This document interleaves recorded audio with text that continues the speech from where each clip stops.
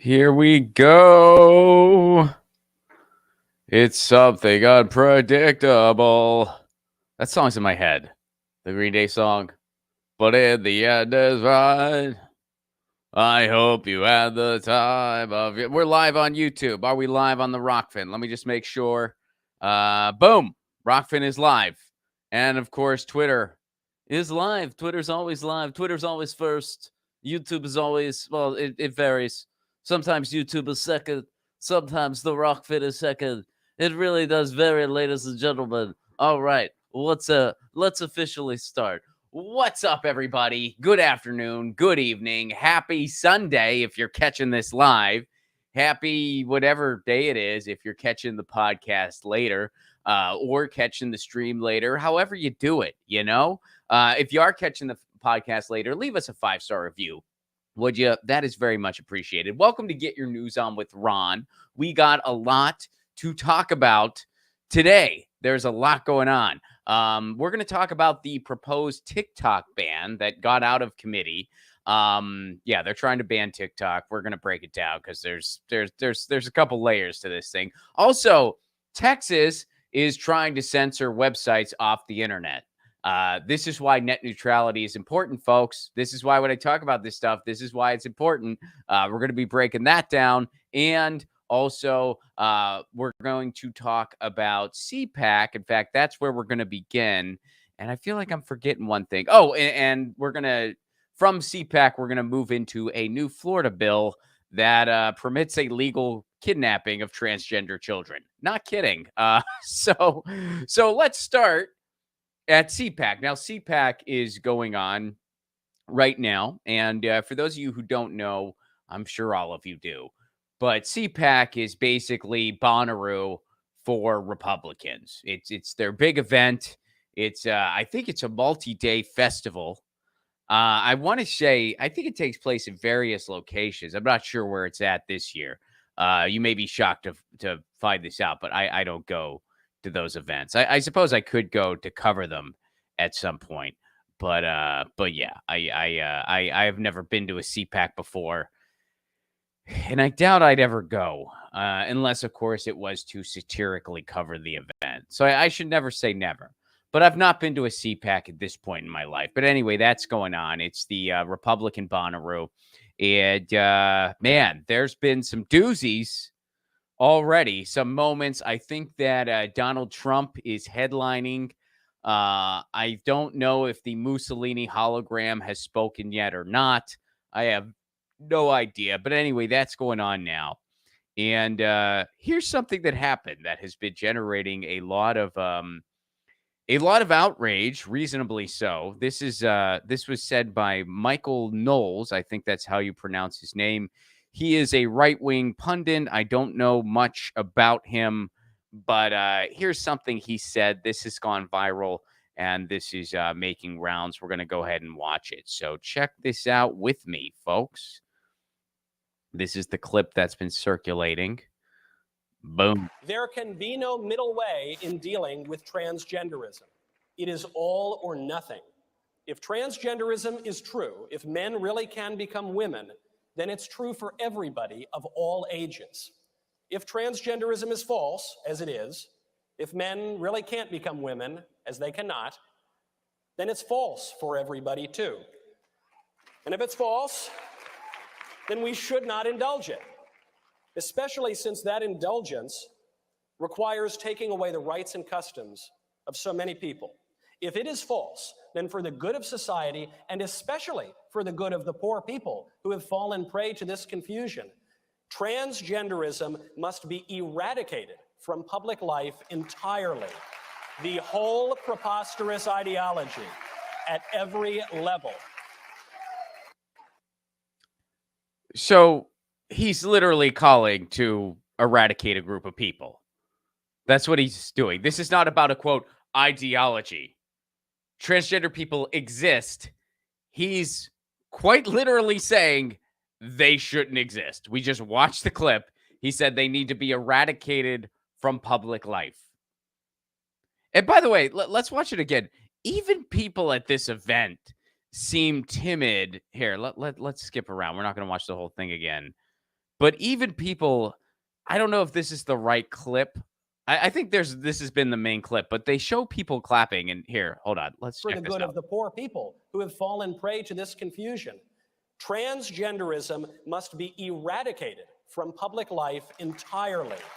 The whole Okay, so look at that. Look at that. Even people at CPAC seem kind of uncomfortable with what he's saying. Here, let's watch it again. I'll give you a head start. All right, so here he goes. entirely. The whole preposterous. Look, like that lady, this lady, like the lady with the hat, she's kind of looking around like, this is a bit extreme here. This is a bit much. He's literally calling to eradicate a group of people. Are we the bad guys? I'm a little confused right now. Like, that's what her face is saying. This other lady, the lady in the center with the brown hair, she's kind of looking around, sort of clapping, but thinking, is it okay to clap? Here, look Ideology. at that. At Look how every uncomfortable level. a lot of them look. One guy's not clapping. So even at CPAC, there were people who were like, whoa, that's a little much, dude. I don't know. Like, even this was too extreme for some people at CPAC, which, as it should be, he's literally calling to eradicate a group of people. And by the way, there's a lot of questions that are on my mind here. The first one being, whose rights are being trampled by the mere existence of transgender people? Transgender people are arguably among the most marginal. Well, they're definitely among the most marginalized groups in society. They are the most marginalized group in society. I mean, I don't want to have that argument. I'm not going to be like, who's the most marginalized? But they're definitely among the most marginalized groups in society by far. They just want to exist and live their lives and have respect and dignity. How is that harming anybody else? And we all know the fear mongering that's out there, these absurd things that aren't happening in schools, these absurd things that aren't happening in any scenario. They're making it out like a kid goes to a counselor's office and Timmy says, hey, I'm depressed. And the counselor says, we know what you need, Timmy. And then in an hour, Timmy is now Jane. That's not happening. That's not real. That's not what gender affirming care is. That's completely bogus, fear-mongering, hateful, transphobic absurdity that is so beyond bogus, it should not even be entertained. And when I tweet about this stuff, I get people who I'm presuming are serious, giving these whataboutisms to me, be like, well, Rod, what about? And they bring up this scenario that's nowhere even in the stratosphere of reality. And it's like, what do you do? Because it's like, this does not warrant a response because this is such a bogus, fear-mongering bullshit. By the way, that if you go to their profile, they're going to tell you what an independent thinker they are. They're such an independent, free thinker that they buy this ridiculous, hyperbolic, transphobic fear-mongering hook, line, and sinker when it's completely bogus and it's not going on at all. At all. Like, there's literally, you know what counselors who help LGBTQ youth do? You know what they do? They help LGBTQIA plus youth. That's what they do. They try to use all the resources they have to make their lives a little bit easier. And they give them a resource that many of these kids so desperately need. Because guess what? Suicide rates amongst transgender youth is very freaking high. It's very freaking high. And trying to, quote, eradicate them from public life is certainly not going to help. It's going to make it infinitely worse. So, I mean, and look, this is coming from the stuff he's saying where it's like, well, a man, blah, blah, blah. This is coming from a place of ignorance where it's like, yeah, you don't understand what it is to be transgender. You don't understand it. And you know what? It's okay to not understand it. Just not understanding it is okay. Not being able to really relate is okay. And what I mean by that is, look, I have no idea what it's like to be transgender. I have no clue. I can only imagine, and I think most people can only imagine, unless you're transgender yourself, you can only imagine what it's like to wake up and be that way. But who am I to say that what they're experiencing isn't real? To say that they don't deserve to be who they are? Who am I or anybody else to say such a thing? And if you don't understand something, instead of being scared of it and trying to eradicate it, how about you try to learn? How about you talk to a transgender person? Try to understand them a little bit better. Try to understand what it's like. And that makes you a more understanding person and a more empathetic person. That's called a regular human response. Yes, unless you're transgender, you have no idea what it's like to go with what they're going through. So instead of saying, man, I want to be an empathetic human being and a decent person. So, I want to learn. I want to learn and I want to try to be a decent ally because that's just called being human. A long time ago, we decided to climb out of the trees and cooperate in society. And even though it certainly has its hiccups, it was the right choice. So, you know what we should do? We should just try to treat each other with respect. We should try to treat each other with dignity. And we should try to make a welcoming society for everybody. Unless, of course, those people are trying to, eradicate other people. Then that's something you don't tolerate. You see the difference there? So, if you don't understand what it's like to be transgender, try to learn instead of we have to eradicate this. I'm scared of this. It's so funny. All these people like on the far right and they call lefties snowflakes and this and that. Man, what is more snowflake than being so scared of a group of people who you don't understand that you base your entire freaking personality around discriminating against them? What is that saying about you? Your entire personality is about policies that just make their lives even that much more difficult. You're so worried about what's going on in a bathroom. Guess what? You've probably been in a bathroom with a transgender person before. And you know what's happened? Nothing. Nothing. All of a sudden, you care. People in drag read stories to children. Never been a problem. In fact, where children have never been abused at a drag story hour. You know where they've been abused a lot, though? Frickin' churches. But now all of a sudden you're so concerned about what's going on at this nefarious event where a transgender person or a person in drag is reading a story to a child with the message of, hey, it's okay to be who you are, and there's different types of people in the world.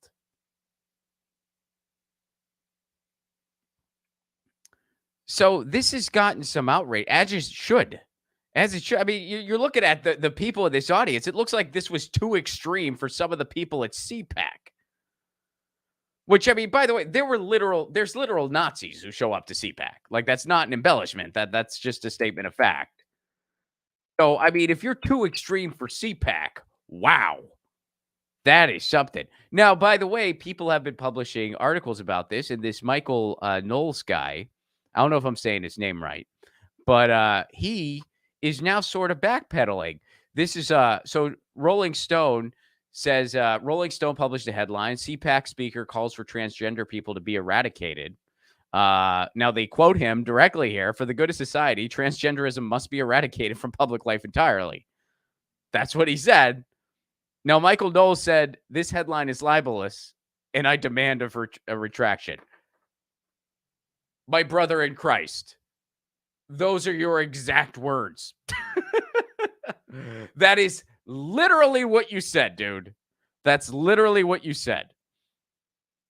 And I know some people, oh no, he's talking about an ideology. It's not an ideology. It's a group of people. Okay.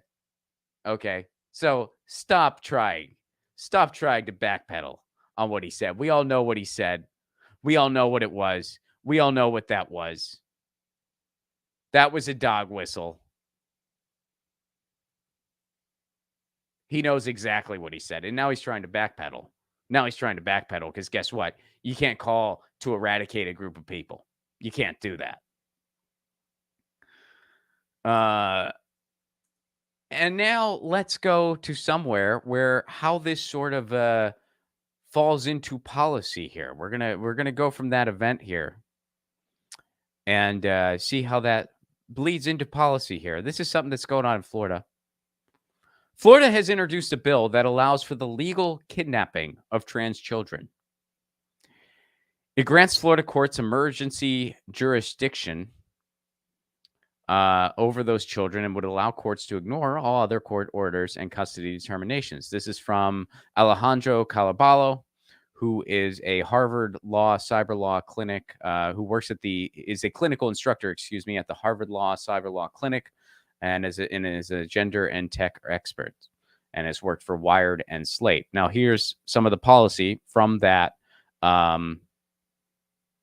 proposed law, from that proposed bill. A court of this state being Florida, shall treat as unjustifiable conduct subjecting or attempting to subject a child to the provision of sex reassignment prescriptions or procedures as defined.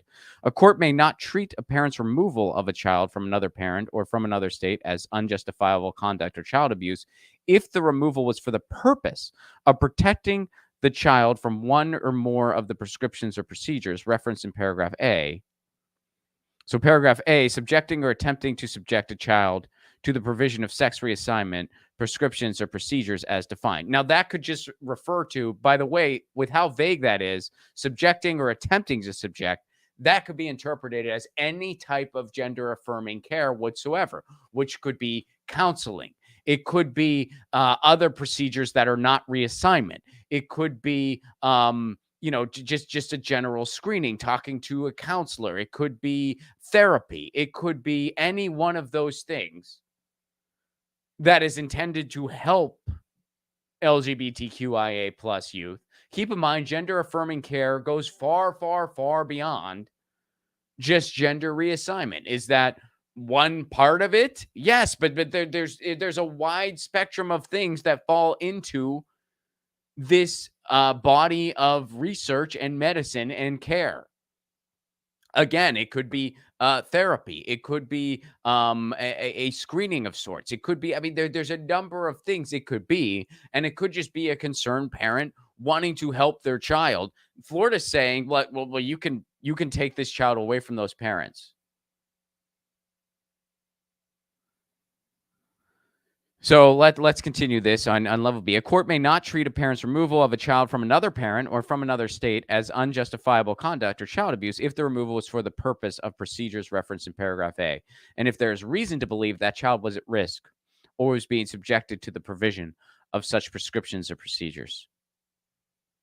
Upon the filing a petition seeking enforcement of a child custody determination, the petitioner may file a verified application for the issuance of a warrant to take physical custody of the child if the child is likely to imminently suffer serious physical harm or removal from the state. As used in this subsection, the term serious physical harm includes the provision of sex reassignment, prescriptions, or procedures. So there's a bill that allows the illegal kidnapping of transgender children if their parents are actually trying to help them. Wow. And I'm not going to be quiet about this because they are literally trying to exterminate a group of people. They're trying to eradicate a group of people, as Michael Knowles said. That's what's going on here. And people are sugarcoating this. People are using all kinds of whataboutisms. They're even polishing the turd that Michael Knowles said. They're like, no, he's talking about ideology. No, he's talking about a group of people. You can't just make up a word and be like, I'm talking about something else. No. We know what you're talking about. Don't try to sugarcoat this. And the people who are sugarcoating this, shame on you. If you can't see that when they're trying to eliminate a group of people, and this is just the newest scapegoat, by the way. This is just that, not that any of the old scapegoats went away. I'm not implying like, well, things are fine for immigrants and black people and women and other members of the LGBTQIA community. They're all fine now. No, of course not. It's just what happens is you have a rotation of scapegoats, but there always has to be one scapegoat that's really front and center, that's really grabbing people by the fear gullet in an intense way. And for the long time, black people were front and center. Well, now black people aren't front and center anymore. Then it was, and Jewish people have been front and center. Well, Jewish people aren't front and center anymore. And for gay people were front and center. In the early 2000s, it was gay people. Gay people. Oh my God, gay people, gay people. And then that kind of wore off because people realized, I have a gay neighbor. I have a gay friend, blah, blah, blah. That wore off. So now they need a new front and center scapegoat. There's still all the other scapegoats, all the other marginalized groups, women, black people, Jewish people. I'm not saying, of course, we still have racism. Of course, we still have sexism. Of course, we still have anti-Semitism. Of course, we still have discrimination against the immigrants. Of course, we still have xenophobia, fear of other. Of course, we still have Russia-phobia, phobia of China. Of course, those are all still there. But we always need a front and center scapegoat that's really, really serving as a way to divide, distract, and propagandize. And right now, it's transgender people because there's all kinds of things we can point to. What's going on in a bathroom? What's this counselor saying? They're trying to, quote, groom your children. Counselors who specialize in LGBTQ youth, they're not trying to groom anybody. You know what they're trying to do? They're trying to help so that in most cases, most of them are LGBTQIA themselves. So what they're really doing is they're trying to create a society where transgender youth and LGBTQIA youth have it a little bit easier than they did. That's what they're trying to do. That's called evolving as a society. And we're trying to go backwards. And guess what? We're succeeding in going backwards. We're succeeding in going backwards. Man. So, and that's real policy coming out of Florida. That is a bill in Florida. There's another bill in Florida. They want to get bloggers who criticize the government to have to register with the state. If you want to criticize the government, you have to register with the state. That's another bill proposed by Republicans in Florida. So that's what's going on in Florida. And that's the type of tone Ron DeSantis wants to make a reality. And the blueprint that he's doing in Florida, he wants to do that all over the country. And yes, this is by the book fascism, folks. It's got to start somewhere. So it starts with the marginalized group, and then it increases, and then it increases, and then it increases. That's how it goes. In fact, this is something that a friend of the show, Dave Anthony, tweeted this out. This is something Dave Anthony tweeted. 5 months after Hitler took power, Nazis attacked and destroyed this clinic. History is repeating. You're on one side or the other. The forgotten history of the world's first trans clinic. The Institute for Sexual Research in Berlin would be a century old if it hadn't fallen victim to Nazi ideology. Keep in mind, LGBTQ, Hitler went after them too. So yes, there are a lot of parallels going on right now. So there you go. Let's go into the tech space now. And they're trying to ban TikTok. Speaking of more xenophobia, which is what basically all of this can be traced to, is just pure xenophobia. Here's something else they're doing. So they're trying to ban TikTok now because they're claiming that TikTok is Chinese spyware. Which is there some validity in that concern? Sure, yeah, but guess what?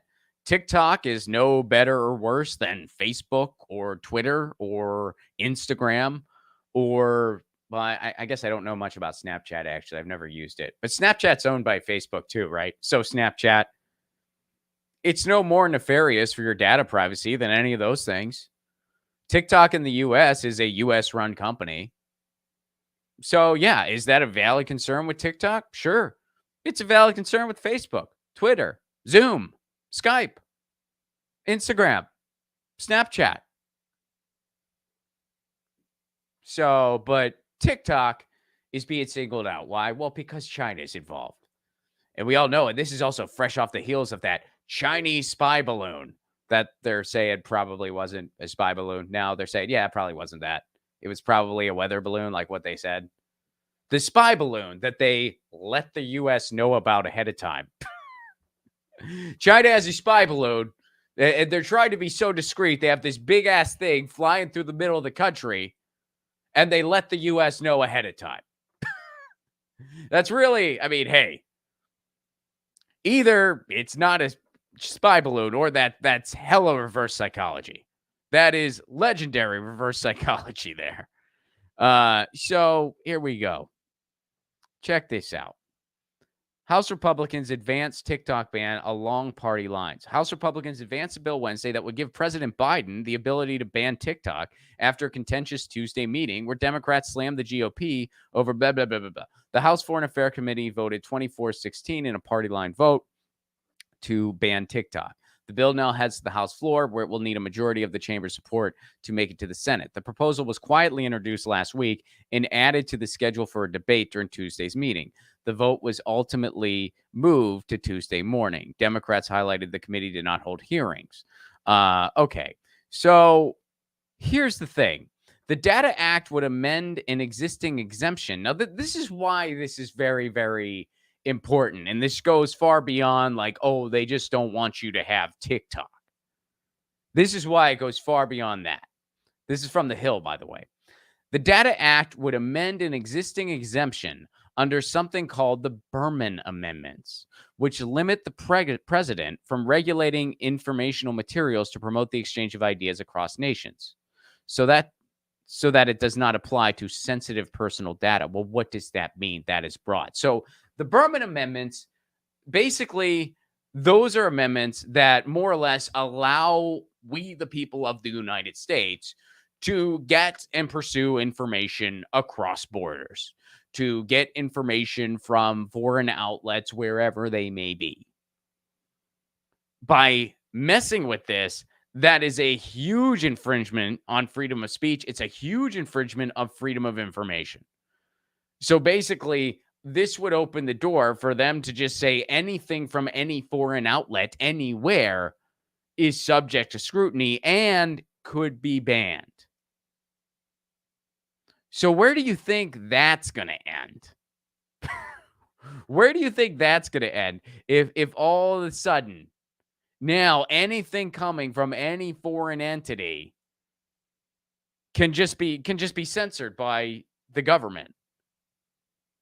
I mean, that is, again, like, this is just pure xenophobic nonsense, and they're counting on people's fear of China to kind of evoke this stuff.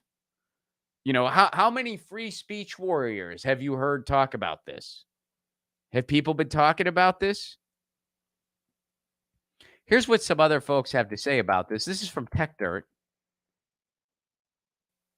Look at this.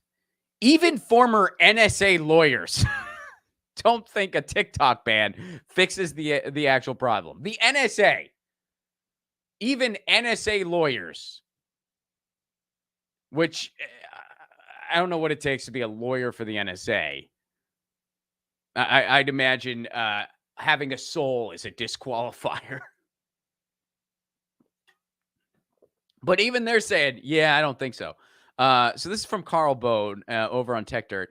We've mentioned more than a few times the great moral panic over TikTok is a hollow performance by unserious people who have little actual interest in consumer privacy.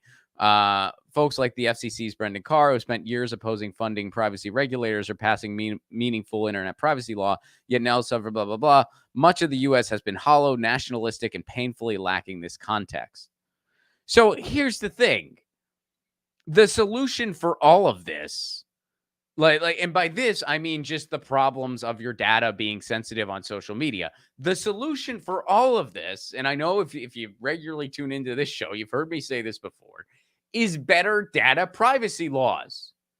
Better data privacy law puts an end to all of this, regardless of the platform.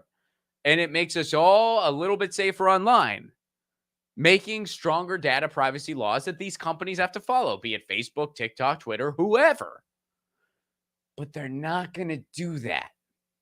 Why aren't they going to do it? It's such an obvious solution. Every digital rights organization, including the one I collaborate with, Fight for the Future, we've all been saying this. It's a no-brainer. You don't need to be an attorney to figure this stuff out. It's very easy. But they're not going to go. Well, it's not very easy, but you know what I mean. In this case, the fix is clearly better data privacy laws. But they're not going to go there. Why aren't they going to go there? Well, because better data privacy laws would actually hurt the Mark Zuckerbergs of the world in their pocketbook, because they make money off of our data. And even though they're making tons and tons and tons and tons and tons and tons of money, and if we had stronger data privacy protections, they'd still make a buttload of money, guys. They're not gonna go out of business if we pass data privacy laws. They just won't get to exploit quite as much as they do. And they'll be limited to data that we completely volunteer. That's all. The stuff that you post on your Facebook profile, your interests, whatever, that's just basically going to be public. And they can, do what they want with that, as they're already doing. But what they can't do is they can't surveil you all the time. They can't monitor every move you make to feed you stuff to say on the platform. That's what they wouldn't be able to do with better data privacy laws. The stuff you put up there, yeah, they could still do whatever. And that's, we all know that on social media. And in case you didn't know that, here's a rule of thumb. Don't post anything on social media you don't want to potentially be seen. That includes your DMs. Be careful with your DMs. I'm really careful what I DM on social media. So anyway. So that's why they don't do it. Because that would hit Mark Zuckerberg in his pocketbook. And that's what they're not willing to do. Because those lobbyists, they got him. I mean, they'll make nice speeches against Mark Zuckerberg when the cameras are on. But really, are they ever really going to go really take a dive into policy that would hurt his pocketbook? No, not a chance. The big tech lobby is way too powerful. But here's what you guys can do to fight back, folks. Go here, don'tbantiktok.com. That's don'tbantiktok.com. Full disclaimer, that is a campaign with Fight for the Future, an organization I collaborate with. Don't ban TikTok. U.S. politicians are trying to ban TikTok. They say it's because of the app's ties to China, but let's be real. The Chinese government is scary and oppressive, but censoring TikTok won't address valid privacy and security concerns. All it will do is reinforce xenophobic tropes and silence millions of people who have built a platform on the app and use it for news, entertainment, activism, and community. Just for the record, I would also say the American government is scary and oppressive. Chinese government, certainly there's a lot to criticize there. Absolutely. But American government, also plenty to criticize. More than plenty. And, personally, I don't know if we should be throwing stones from glass houses. That's not what this is doing. But you know what I mean. Just a general aside from me. So sign this petition, don'tbantiktok.com. Again, that's don'tbantiktok.com. All right. Last story for today. So you know that net neutrality is an issue near and dear to my heart, and it's a very important issue to me. And net neutrality is what keeps the internet free and open. It makes the internet flow like flowing water, and it prohibits an internet service provider, meaning the cable company you get your internet from, it prohibits them from discriminating against certain websites. It can't make one website load fast and another load slow based on one's ability to pay. It can't censor or block websites or anything like that. It can't do that. So in a post-net neutrality world, the internet is just a much more vulnerable medium. And this is one of the consequences of that. This is something that can happen in a post-net neutrality world and in a state that doesn't have net neutrality. Texas Republican wants ISPs to block a wide range of abortion websites. This is from Ars Technica. A proposed state law in Texas would force internet service providers to block websites containing information on how to attain an abortion or an abortion pill. Republican lawmaker Steve Toth, a member of the State House of Representatives, introduced the bill last week. Texas already has several laws that heavily restrict access to abortion, but the new proposal is notable for its attempt to control how ISPs provide access to the web. Each internet service provider that provides internet services in the state shall make every reasonable and technologically feasible effort to block internet access to information or material intended to assist or facilitate efforts to obtain an elective abortion or an abortion-inducing drug. The bill lists 6 websites specifically that would be blocked: aidaccess.org, heyjane.co, plancpills.org, my choice, but choices with an X, .co, justthepill.com, and carefem.org. Now, I personally am not familiar with any of those websites, so I do not have a take on any of them. But those are just the websites they want to block. ISPs would also have to block any website or online platform, quote, operated by or on behalf of an abortion provider or abortion fund. So they would basically block all Planned Parenthood websites. And any website or platform used to download software that is designed to assist or facilitate efforts to obtain an elective abortion or an abortion-inducing drug. This is what can happen in a post-net neutrality world, and also in a post-Roe v. Wade world. They can just call for the straight-up censoring of internet content that they deem undesirable. And it'll start with abortion information. Who knows where it'll end? This is why net neutrality is important. I know that net neutrality is not the world's sexiest topic. You know, someone told me that they were just like, Ron, you know, net neutrality is not the sexiest topic in the world. And I said, you're right. And here's the deal. I hope that that never changes. Because if net neutrality is ever a sexy topic, it'll be because it's too late. It'll be because stuff like this has really come into fruition and we lose the internet as a medium. That's what'll happen if net neutrality is ever sexy. So I'm fine with fighting on the front lines for this not so sexy topic. And I don't care, you know, if it means that maybe, you know, my numbers aren't as high as people who talk about more like hot button clicky things. That's fine. You know, because I'm not really, I talk about the stuff I'm interested in. That's it.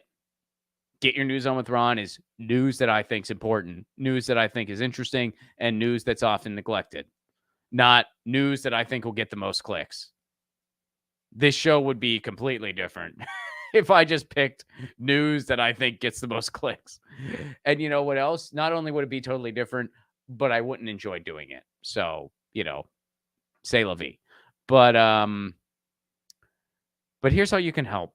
Because the best thing we can do to fight back against this is get Gigi Sohn confirmed to the FCC. Gigi Sohn is a pro-net neutrality FCC pick. You get her confirmed, we have a pro-net neutrality FCC, which means we'll get net neutrality back at the federal level. So go to battleforthenet.com. Tell leaders to confirm Gigi Sohn immediately. I covered her third hearing. She's been through 3 hearings. I covered the third one live on Status Quo. Some of you tuned in to hang out with me. Thanks for doing that. This is what's at stake. This is what's at stake. Because what they're trying to do in Texas, they'll try to do elsewhere in the country. Just like what they're trying to do in Florida. They're going to try to do elsewhere in the country.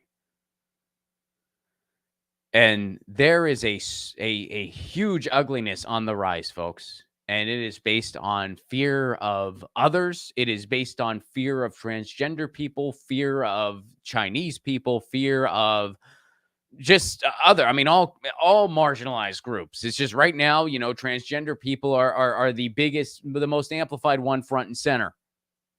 And we're counting on people's irrational fears, completely irrational fears, to usher in this truly fascistic agenda. That's what's happening. That is what's going on in the contemporary United States. It's not an embellishment. Like that's not like that's what's happening.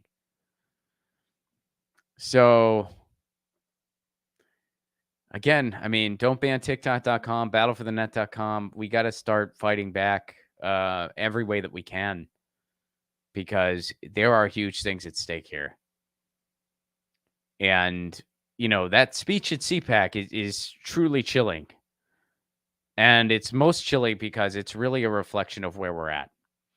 And, yeah.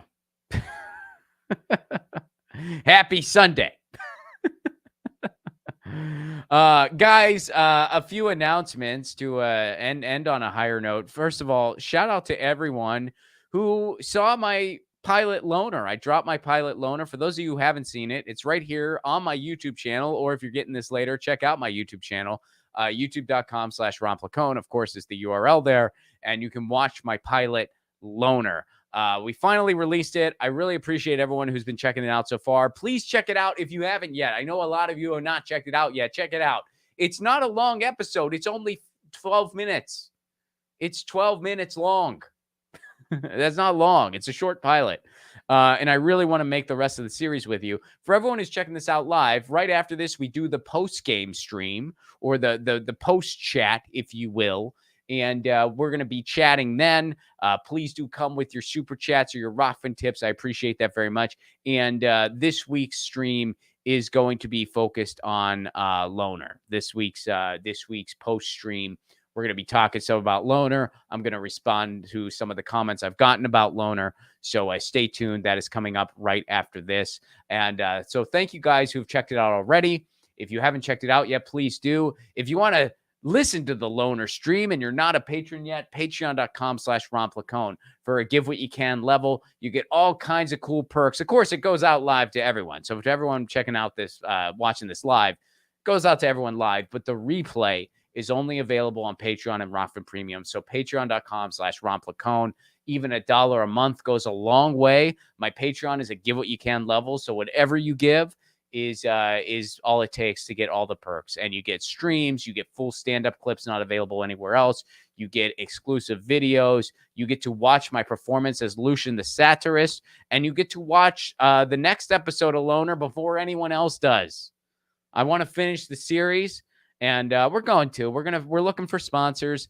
And the best way you can help, by the way, patreon.com/Ron Placone. If you want to see Loner come to fruition, please do sign up on my Patreon. That'll help us get there, because I need to have the funds to pay the crew and the cast. So, yeah. And please check it out if you haven't yet. And tour dates, I got them. April 14th. God, I had a brain fart on that date for a second. April 14th, I'll be in Los Angeles, California. That's my second show, getting ready for the Edinburgh Fringe Festival. May 12th, third show in Los Angeles, getting ready for the Edinburgh Fringe Festival. June 16th, Madison, Wisconsin. June 17th, Minneapolis, Minnesota. June 23rd, Detroit. Tickets aren't available yet, Detroit, but they will be on sale really soon, and I will let you know as soon as they're on sale. June 29th, Chicago. Madison, Minneapolis, and Chicago are available now. And get your tickets now and use the promo code Lucy at checkout for a discount. There's an early bird special going on. Use the promo code Lucy at checkout for discounted tickets. So don't wait. Get your tickets now. RonPlacone.com for all information and tickets. Guys, thank you so much for being here. For those of you who are watching this live, don't go anywhere. I'll be right back with the patron stream. For everyone checking this out later, leave us a 5-star review for the podcast, would you? Or give us a like, give us a share, tell your friends, and watch Loner. And in the meantime, you know the drill. Oh, one other thing I forgot to mention. To everyone out in the UK, other tour dates, August 16th through 27th, I will be at the Edinburgh Fringe Festival. Again, that's August 16th through 27th. My show is at 4 p.m. daily, August 16th through 27th, 4 p.m. at a venue called 32 Below at the Little Cellar. If you're attending the Edinburgh Fringe, I'm easy to find. I'll be there August 16th through 27th. The show itself is free. So ronplacone.com. That info is not completely up on my website yet. We're still finalizing all the registration and all the program information and stuff like that. But it will be up on my website very, very soon. But all the other tour dates in the U.S. that I mentioned, ronplacone.com for those tickets. Except for Detroit. We're waiting on Detroit. But Detroit will be there soon. Don't go anywhere, everyone watching this live. Everyone else, patreon.com/Ron Placone. And in the meantime, you know the drill. Lucy, she says meow. And I say peace, love, and a general strike.